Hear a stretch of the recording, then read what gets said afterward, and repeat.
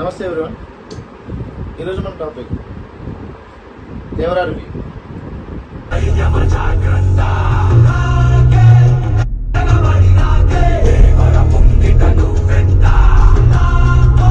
థియేటర్లో ఇంటర్వెల్ టైంలో రెస్పాన్స్ చూడండి.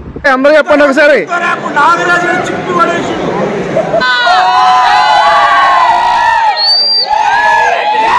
సినిమా ఎలా ఉంది? సినిమా ఎలా ఉంది? సినిమా ఎలా ఉంది? దేవరా స్టోరీ స్టార్ట్ అయ్యి వరా స్టోరీతో ఎండ్ అవుతుంది. మంచి మా కథలో మంచి మంచి ట్విస్టులు ఉన్నాయి. కాకపోతే ఒకే ఒక మైనస్ పాయింట్ ఉంది ఈ స్టోరీలో.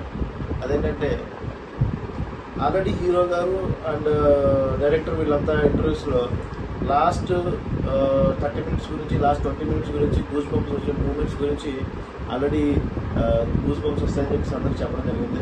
దీనివల్ల ఏంటంటే సెకండ్ హాఫ్ స్టార్ట్ అయిన తర్వాత ఏమేమి రాబోతుందో ముందే ఎక్స్పెక్ట్ చేయడం జరుగుతుంది.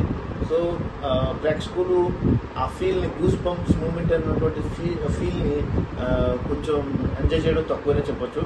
బట్ ఓవరాల్గా ఆ ఒక్క మైనస్ తప్ప ఓవరాల్గా సినిమా ఈజ్ బ్లాక్ బస్టర్, చాలా బాగుంది. స్టోరీ విషయానికి వస్తే సింపుల్ నరేషన్. దేవరా అనేటువంటి ఒక అడవిలో 4 గ్రామాలకు సంబంధించినటువంటి స్టోరీ. సో వీళ్ళు సముద్రమే వాళ్ళ జీవనాధారం.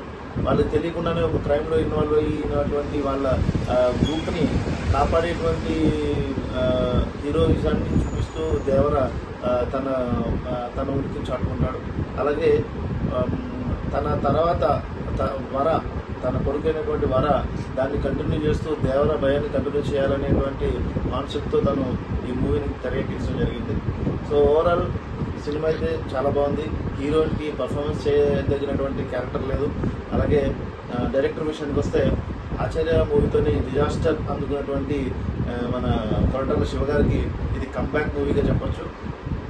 ఓవరాల్గా నా రేటింగ్ వచ్చేసరికి మూవీకి అవుట్ ఆఫ్ 5 4.5 రేటింగ్తో మంచి రివ్యూస్తో చూసుకుపోతుంది మూవీ. అండ్ ఈ మూవీ మొత్తం వన్ మ్యాన్ షో అని చెప్పొచ్చు. It's an entire one man show is Devara part 1. Thank you so much.